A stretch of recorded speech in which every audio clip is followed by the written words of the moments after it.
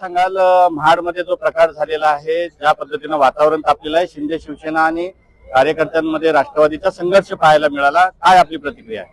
विकास गोगावले आणि त्याच्या टोळीने जो आज भ्याड हल्ला राष्ट्रवादी काँग्रेस पक्षाच्या सहकार्यांवर केला, गाड्यांची मोडतोड त्यांनी केली, गुन्हेगारी पार्श्वभूमीचा असलेला हा माणूस हा गेले 10-12 वर्ष जणू काय आम्हीच महाडचे मालक, आम्हीच तिथले राजे अशा प्रकारे त्या ठिकाणी त्याची वर्तवणूक आहे.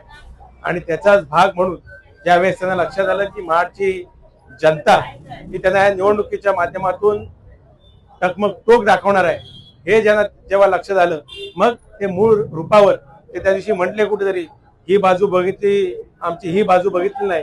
आज ही बाजू पण त्यांनी जी आहे ही आज त्यांच्या कृतीतनं गुन्हेगारी पार्श्वभूमीची आहे, जे ते त्या दिवशी बोलले हे त्यांनी आज दाखवून दिलं. उपाध्यक्षाला मारहाण झालेली आहे, गाड्यांची तोडफोड झालेली आहे, वरिष्ठ पातळीवर काय भूमिका घेतली जाईल? पोलीस प्रशासनाला काय आव्हान आहे? मी पोलीस प्रशासनाला विनंती करेन, त्याचबरोबर निवडणूक आयोगाला विनंती करेन, अशा ह्या गुन्हेगारी प्रवृत्तीच्या माणसाला त्याचं योग्य पद्धतीने त्याची जे काय ठिकाण आहे हे पोलीस यंत्रणेने त्याला त्या ठिकाणी न्यावं आणि महाडला भयमुक्त, दहशतमुक्त करावं, एवढीच विनंती मी प्रशासनाला करतो.